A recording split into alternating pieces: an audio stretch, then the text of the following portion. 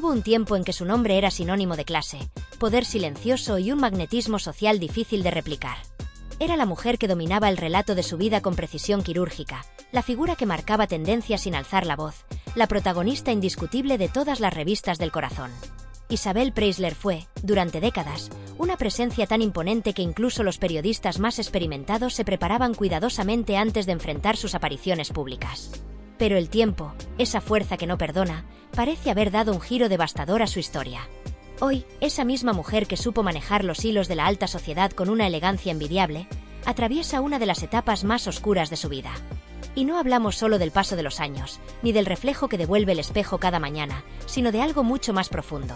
Una soledad silente, una tristeza contenida y una caída emocional que parece no tener freno. Los rumores llevaban tiempo circulando en voz baja, pero ha sido recientemente cuando algunas voces valientes han comenzado a poner palabras a lo que muchos sospechaban. La periodista Paloma Barrientos ha sido una de las más directas.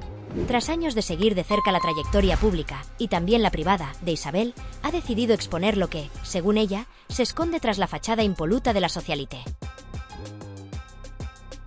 Para Barrientos, la imagen que Isabel ha construido no es otra cosa que un castillo de cristal, sostenido por medias verdades, convenientes omisiones y una necesidad casi enfermiza de mantener el control. Lo habría hecho durante su matrimonio con Julio Iglesias, mientras ambos convivían en un escenario que de puertas para fuera parecía idílico, pero que dentro albergaba traiciones mutuas y una convivencia cada vez más frágil. Lo repitió con Carlos Falcó, el marqués de Griñón, y posteriormente con Miguel Boyer, a quien habría dejado emocionalmente en el abandono tras el ictus que lo dejó gravemente afectado. Pero el verdadero punto de inflexión, según estas fuentes, llegó con Mario Vargas Llosa. El escritor peruano no solo fue su última pareja formal, sino también el único hombre que, afirman, decidió marcharse por voluntad propia. Un gesto que Isabel jamás habría conseguido digerir. Barrientos sostiene que, incapaz de asumir el golpe en su orgullo, Preisler habría iniciado una estrategia cuidadosamente diseñada para manipular la narrativa. Filtraciones de cartas privadas, insinuaciones de celos inexistentes, construcción de escenarios que nada tenían que ver con la realidad. Todo con el objetivo de evitar lo que más temía, que la vieran como una mujer abandonada. Lo doloroso, afirman, no fue la ruptura en sí, sino el hecho de que por primera vez alguien se cansara de ella. Y eso, en su universo, es imperdonable. Mientras tanto, la imagen pública de Isabel seguía imperturbable. Hace apenas unas semanas, su aparición en un programa televisivo de gran audiencia demostró que aún conserva el porte, la sonrisa calculada y la capacidad de parecer inquebrantable. Sin embargo, según quienes conocen de cerca su entorno, esa imagen no refleja en absoluto el drama interior que vive. La desaparición de Vargas Llosa fue, aseguran, un golpe del que nunca se ha repuesto del todo. Aunque en público trató de minimizarlo, alegando que no la afectó especialmente, lo cierto es que, tras las cámaras, se habría derrumbado. El silencio de su casa, la ausencia de quienes antes la rodeaban y el vacío que ha dejado su figura en los grandes círculos sociales, son cada día más pesados. Y como si todo esto no fuese suficiente, ha tenido que enfrentarse a una nueva humillación que no venía del exterior, sino de dentro de su propio hogar. Tamara Falcó, su hija, ha emergido con fuerza en el panorama mediático, robándole completamente el protagonismo. Lo que durante años fue una sombra cómoda y obediente, se ha convertido en una estrella con luz propia, capaz de acaparar portadas, entrevistas y titulares sin depender del apellido materno. Y para colmo, lo ha hecho de la mano de Íñigo Onieva, una figura que, según se comenta en su entorno cercano, Isabel no soporta. Le incomoda su estilo, su actitud y, sobre todo, su influencia sobre Tamara. Ver cómo su hija, con quien mantuvo siempre una relación basada en jerarquías no declaradas, se corona como la nueva reina del corazón es, para Isabel, una derrota personal. No solo ha perdido el foco, ha sido desplazada de su trono. Y eso duele más que cualquier ruptura. Federico Jiménez Los Santos, otro periodista de peso, ha sido aún más tajante. En sus palabras, Isabel vive atrapada en una cárcel de vanidad, orgullo y miedo a la irrelevancia. Asegura que nunca logró superar el rechazo de Vargas Llosa y que ese episodio desató una crisis interna sin precedentes. Según quienes mejor la conocen, Isabel Preisler vive hoy sumergida en una negación persistente, una especie de burbuja emocional construida a base de recuerdos dorados, donde el presente apenas tiene cabida. Se aferra con todas sus fuerzas a una idea que fue real durante años, pero que hoy ya no resiste la prueba del tiempo. La idea de que su reinado en el imaginario social continúa intacto, de que sigue siendo la mujer que todos admiran, desean y respetan sin condiciones. Pero esa ficción se ha ido agrietando, y aunque ella se niega a reconocerlo, la realidad le golpea cada día con más fuerza. Los ecos de aquellos tiempos gloriosos, cuando su sola presencia bastaba para paralizar redacciones enteras y su nombre encabezaba portadas sin esfuerzo, ya no se escuchan con la misma intensidad.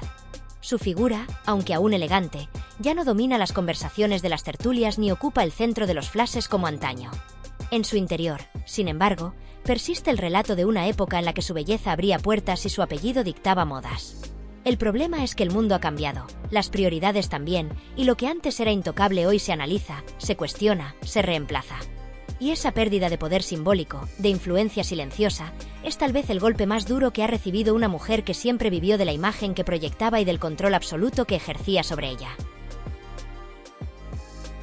La crudeza de esta etapa vital no solo se manifiesta en lo externo, en la atención mediática decreciente o en las apariciones públicas más esporádicas, sino sobre todo en lo íntimo, en lo que sucede cuando se apagan las cámaras y se cierran las puertas. Isabel está sola. No sola de gente, porque aún la rodean empleados, asistentes, compromisos sociales ocasionales. Está sola de vínculos verdaderos, de aquellos hombres que, en distintas etapas de su vida, no solo la amaron sino que también la definieron de algún modo. Julio Iglesias, que la convirtió en leyenda internacional. Carlos Falcó, con quien se embelleció en la nobleza española. Miguel Boyer, su compañero en la madurez elegante. Mario Vargas Llosa, el escritor que parecía coronar su biografía como musa absoluta. Todos ellos forman ya parte del pasado, y lo que queda no es solo la ausencia física de sus presencias, sino el vacío emocional de no tener a nadie a quien reflejarse, nadie que le recuerde quién fue y quién creyó ser. Su casa, antes símbolo de sofisticación y de una vida medida al milímetro entre cócteles, exclusivas y confidencias de salón, se ha convertido en una prisión silenciosa. Los pasillos ya no vibran con risas, ni los sillones sostienen largas charlas con intelectuales o artistas. Lo que hay es un eco frío, una sensación de estancamiento. Los muebles están, pero ya no importan. Los cuadros cuelgan, pero ya no inspiran. El lujo permanece, pero no consuela. Lo más doloroso, dicen los que han tenido acceso a su círculo íntimo, no es la pérdida del amor ni de la compañía, sino la pérdida de control. Isabel, que durante más de 4 décadas fue maestra en el arte de manejar los hilos de su imagen, de decidir qué se decía, cómo y cuándo, hoy no puede detener la narrativa que se despliega sin su permiso. La prensa ya no la teme, las redes sociales no respetan jerarquías y la opinión pública ha cambiado. Ya no es suficiente una fotografía perfecta o una entrevista bien ensayada para sostener un mito. Hoy el escrutinio es constante, impiadoso, y la gente quiere autenticidad, quiere fallos, quiere humanidad. Justamente eso, lo humano, es lo que Isabel siempre se esforzó en disimular. Nunca mostró debilidad, nunca confesó miedo, nunca permitió que la cámara captara una lágrima fuera de guión. Y ahora, cuando más vulnerable se encuentra, cuando más necesitaría contar su verdad sin máscaras, descubre que ha creado un personaje tan perfecto, tan lejano, que ya nadie sabe cómo acercarse a ella. La perfección que la protegía es ahora una coraza que la aísla. Y no puede romperla sin romper también todo lo que ha construido. A todo esto se suma la presencia arrolladora de su hija Tamara, quien, tras años viviendo bajo la sombra de la gran dama, ha encontrado su propia voz mediática, ha ocupado su lugar en la primera fila del interés popular.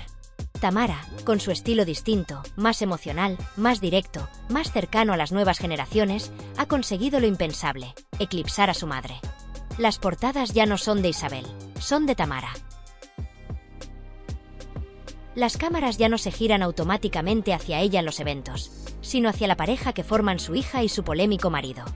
Y eso, para Isabel, no es solo una herida en el ego, es una prueba contundente de que el tiempo avanza, de que los tronos no son eternos, de que los focos se mueven. Ver a Tamara triunfar de esa manera, mientras ella lucha por mantener una imagen que ya no despierta el mismo interés, ha sido quizás el golpe más humillante. Porque no es una extraña quien la desplaza, es su propia sangre. Y porque el responsable, Íñigo Onieva, le resulta no solo incómodo, sino insoportable. En el entorno cercano de Isabel se habla de resentimiento, de reproches nunca dichos, de miradas llenas de tensión. Y detrás de todo eso, se esconde el miedo profundo de cualquier madre, el miedo a volverse irrelevante incluso dentro de su propia familia. La muerte de Mario Vargas Llosa no hizo más que profundizar ese proceso. Aunque ella aseguró públicamente que no le afectó demasiado, quienes la conocen saben que mintió. que esa pérdida, más simbólica que sentimental, fue un mazazo que terminó de derrumbar la estructura emocional que con tanto cuidado había mantenido durante años. Mario fue el único hombre que la dejó, el único que se fue por voluntad propia, y eso la descolocó como nunca. No lo perdonó. No lo entendió. Y no supo qué hacer con ese rechazo. Isabel, que siempre decidió cuándo comenzaban y terminaban sus relaciones, que manejaba los tiempos y las formas, no pudo digerir que alguien eligiera marcharse sin su consentimiento. Eso la desestabilizó de un modo que ninguna otra ruptura había logrado. No era solo la pérdida del hombre, era la pérdida del control, de la narrativa, de la última gran historia de amor que había logrado presentar al mundo como perfecta. Todo eso la ha ido dejando más sola, más expuesta y, sobre todo, más vulnerable. Pero aún se resiste a mostrarlo. Aún se pinta los labios con el mismo tono impecable, aún se viste con la misma elegancia que la consagró, aún posa con la misma sonrisa medida. Pero ya no engaña a nadie. Su mirada la delata. Ya no es la mirada segura de quien domina el escenario, sino la de quien intenta recordar sus líneas mientras el telón cae irremediablemente. Isabel Preisler, la mujer que durante décadas representó la perfección inalcanzable, vive hoy atrapada entre los escombros de una imagen que ya no se sostiene por sí sola. Y esa es quizás la mayor tragedia, descubrir que incluso las divas, al final, son humanas. Y que la belleza, el glamour y la fama, por mucho que lo intenten, no pueden detener el paso del tiempo. Durante décadas, Isabel Preisler ha sido la encarnación del glamour, la sofisticación y el dominio absoluto sobre su imagen pública. Cada aparición suya en revistas, cada declaración cuidadosamente medida, cada relación sentimental exhibida con precisión quirúrgica en el escaparate mediático, formaban parte de una maquinaria perfectamente engrasada. Era una estratega nata del escenario social. Pero tras los flashes, los titulares dorados y las sonrisas de portada, existía un universo de decisiones calculadas, de vínculos tensos y de relaciones familiares donde el control lo era todo. Hoy, esa estructura que parecía inquebrantable muestra grietas evidentes. Y detrás de esas fisuras emergen verdades que hasta ahora habían permanecido celosamente resguardadas. Uno de los temas más sensibles gira en torno a su relación con Mario Vargas Llosa, el Nobel de Literatura que, durante un tiempo, fue presentado como el epítome de la pareja ideal. Sin embargo, según ha revelado el periodista Federico Jiménez Los Santos, la imagen que Isabel intentó proyectar al romper con él dista mucho de lo que realmente ocurrió. Según sus palabras, Isabel, incapaz de aceptar una separación iniciada por el escritor, habría urdido una narrativa que la posicionara como víctima de un hombre consumido por los celos y el mal carácter. Pero quienes conocen de cerca a Vargas Llosa aseguran que jamás fue esa la realidad.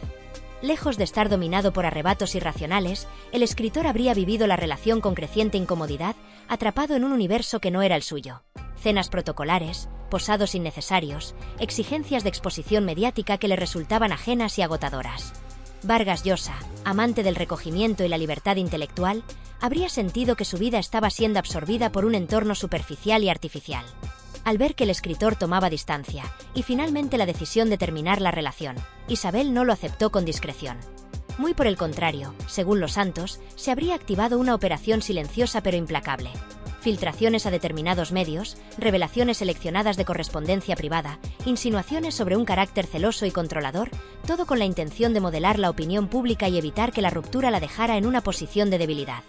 Fue un intento por desviar la atención de lo que más le dolía, no haber sido ella quien decidió el final, y lo que es más grave aún, ser abandonada de manera clara y pública por un hombre con proyección internacional, lo que supuso una herida profunda a su orgullo. Pero si la historia con Vargas Llosa resultó dolorosa por su exposición y desenlace, lo ocurrido años atrás con Miguel Boyer, su último esposo, roza territorios mucho más oscuros. Según la periodista Paloma Barrientos, Isabel se habría alejado emocionalmente de Boyer tras el ictus que sufrió el exministro. En lugar de volcarse en su recuperación, demostrar el mismo cuidado y dedicación que solía exponer en sus relaciones cuando las cámaras estaban encendidas, habría adoptado una actitud distante, casi mecánica. Fuentes cercanas a la familia relatan cómo las visitas al enfermo se volvieron cada vez más esporádicas, cómo se evitaban situaciones que evidenciaran el deterioro de Boyer, y cómo muchas amistades del entorno del exministro dejaron de frecuentar la casa al percibir el clima de frialdad emocional que reinaba allí. Para Isabel, la enfermedad de Boyer suponía algo más que una tragedia personal. Era una amenaza para la narrativa de perfección y elegancia que había tejido durante años. Y según Barrientos, su actitud durante esta etapa fue más protectora de su imagen que del bienestar de su esposo. Este comportamiento no pasó desapercibido para Anna Boyer, la hija menor de Isabel, quien, según personas cercanas, nunca terminó de perdonar la frialdad con la que su madre gestionó los años más vulnerables de su padre. Aunque esta tensión nunca se hizo pública, habría sido uno de los motivos que llevó a Anna a tomar las riendas de los negocios familiares, especialmente los relacionados con la línea cosmética, desplazando a su madre de la toma de decisiones. Lo hizo de forma silenciosa, sin escándalos ni declaraciones públicas, pero con una firmeza que reflejaba algo más profundo que una mera divergencia empresarial, una grieta emocional que venía gestándose desde hacía tiempo. Y como si esto no fuera suficiente, la figura de Tamara Falcó emerge como otro epicentro de conflicto. Durante años, Isabel gestionó la vida de su hija con mano de hierro. No solo se preocupó por su imagen pública, sino que también intervino directamente en sus vínculos personales. Desde temprana edad, Tamara fue presentada como una continuación natural del imperio mediático de su madre, un relevo generacional cuidadosamente moldeado. Pero Isabel no se limitaba a observar. Según varios testigos, tomaba decisiones por ella, sugería con insistencia rupturas cuando las parejas no le resultaban convenientes y validaba o censuraba amistades en función de su rentabilidad mediática. Tamara, durante años, aceptó ese guión sin demasiadas objeciones. Hasta que llegó Íñigo Onieva.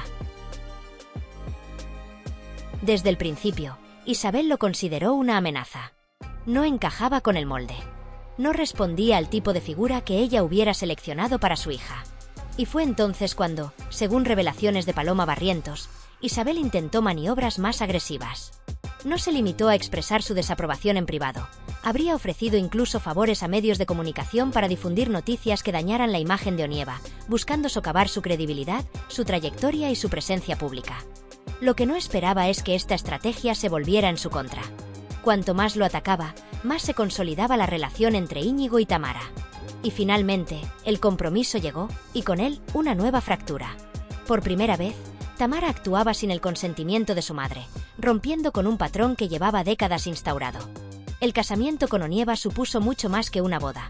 Fue el acto simbólico que representó la pérdida de poder total de Isabel sobre su hija. Una pérdida que se volvió doble cuando Tamara no solo la desafió sentimentalmente, sino también mediáticamente. Ahora, los focos ya no iluminan su figura con la misma calidez reverencial de antes. Las portadas que alguna vez fueron templos dedicados a su elegancia y magnetismo ahora están ocupadas por su hija, una mujer que, tras años bajo la sombra del apellido y la imagen cuidadosamente pulida de su madre, ha emergido con voz propia. Es Tamara quien ahora concede entrevistas, quien dicta titulares, quien genera conversación en redes sociales y aparece en programas de televisión con una naturalidad inesperada. No necesita ya el amparo del legado materno para ser escuchada. Su discurso, aunque más ingenuo en ocasiones, es genuino. Y sobre todo, es suyo. Para Isabel, cuya vida entera se construyó sobre los cimientos del control absoluto, de su entorno, de su imagen, de su narrativa y de sus relaciones, esta transformación representa algo mucho más doloroso que una simple pérdida de protagonismo. Es un terremoto identitario. Su mundo, cuidadosamente diseñado durante décadas, empieza a desdibujarse, y lo que alguna vez fue un pedestal inamovible ahora parece un escenario en ruinas. Jiménez Los Santos no duda en describirlo como una derrota íntima, un derrumbe silencioso que ni siquiera puede enfrentar con el estilo altivo de otros tiempos. Porque ya no se trata del juicio de los medios o de la opinión pública, es su propio reflejo el que le devuelve una imagen desconocida. La mujer que un día lo controlaba todo ahora apenas logra sostener los fragmentos de una vida que ya no responde a su voluntad. Más inquietante aún, según fuentes cercanas a su entorno, Isabel vive con la certeza de que aún hay capítulos de su historia personal que no han visto la luz. Episodios enterrados con esfuerzo, negociados en despachos, escondidos bajo el velo de amistades influyentes y acuerdos tácitos. Relatos incómodos que, si fueran desvelados, tendrían un impacto devastador no solo en su reputación pública, sino también en la percepción que su familia tiene de ella. Durante años, tejió una red de protección basada en el silencio selectivo, en el control informativo y en la manipulación emocional. Hoy, esa red muestra hilos desgastados. Lo que antes era blindaje mediático se ha convertido en una trinchera abandonada. El aislamiento que sufre no es únicamente afectivo. Es una caída en picado desde el vértice simbólico que alguna vez ocupó. Antes, bastaba una llamada suya para frenar titulares, silenciar escándalos o modificar narrativas. Hoy, esa capacidad de influencia se ha visto seriamente reducida. Las generaciones nuevas de periodistas no le deben favores ni reverencias. Las revistas que un día se disputaban su atención ahora prefieren la frescura de otras celebridades. Y el público, ese mismo que la idolatraba, comienza a observarla con una mezcla de escepticismo y distancia. Pero hay algo todavía más desolador. Isabel ya no tiene a nadie en su círculo más íntimo que le devuelva ese poder simbólico que supo construir como un imperio. Sus hijas, antaño obedientes y leales a su figura, hoy se presentan como mujeres independientes, con criterios propios, distanciadas tanto emocional como estratégicamente. Ana, marcada por la frialdad con la que su madre afrontó la enfermedad de su padre, tomó distancia sin grandes gestos, pero con decisiones concretas. Asumir la dirección de los negocios familiares y reducir el margen de acción de su madre en ese ámbito. Tamara, por su parte, eligió el amor por encima de la aprobación materna, una afrenta imperdonable en el universo Preisler, donde cada movimiento debía estar previamente aprobado y alineado con los intereses de la familia. Así, lo que Isabel enfrenta no es solo el desgaste de su figura pública, sino algo mucho más difícil de asumir, el juicio sutil pero firme de su propia sangre. Las dos mujeres que crecieron bajo su tutela hoy se desmarcan, se liberan, y sin alzar la voz, le han arrebatado aquello que más temía perder, el control. Mientras tanto, el entorno social que antes giraba en torno a su presencia, cenas de gala, entrevistas exclusivas, amistades políticas y empresariales, ha comenzado a reconfigurarse sin ella en el centro. El nuevo ecosistema mediático es más veloz, más impaciente y menos indulgente con los mitos del pasado. Y lo que ayer era admiración, hoy se tiñe de sospecha. Las preguntas que antes nadie se atrevía a formular, ¿realmente era tan perfecta? ¿Fue justa con los suyos? ¿Quién es Isabel cuando se apagan las cámaras? Ahora circulan libremente en sobremesas, tertulias y sobre todo, en las redes sociales. Es en ese silencio, rodeada aún de lujos que ya no logran anestesiar el desasosiego, donde Isabel parece intuir, aunque se niegue a verbalizarlo, que está viviendo el cierre de una etapa. No es una caída aparatosa ni un escándalo concreto lo que marca este final, sino una erosión lenta, casi imperceptible, pero imparable. El fin de una era no siempre llega con portazos. A veces se impone con la indiferencia de los otros, con la ausencia de quienes antes la seguían con devoción, con el eco mudo de una habitación vacía. Y aún hay más. Porque lo que Isabel no controla, lo que no se atreve siquiera a imaginar, es que lo peor podría no haber llegado todavía. Hay secretos, decisiones pasadas, heridas familiares que nunca cicatrizaron y que podrían aflorar cuando menos lo espere. El verdadero escándalo, aquel que podría echar por tierra décadas de reputación impecable, podría estar aún por escribirse. Y no serían los periodistas quienes lo revelaran, sino su propia historia, su propia familia, su propio legado. Así, Isabel Preisler se encuentra ahora en una encrucijada dolorosa. Ser testigo del colapso del personaje que ella misma creó, y al mismo tiempo, enfrentar la mirada crítica de quienes crecieron bajo su techo. Y en esa batalla silenciosa entre lo que fue y lo que queda, tal vez lo más trágico es que ni ella misma se reconozca ya en el espejo. Porque cuando todo gira a tu alrededor durante tanto tiempo, perder el centro no es solo un cambio de posición, es un abismo.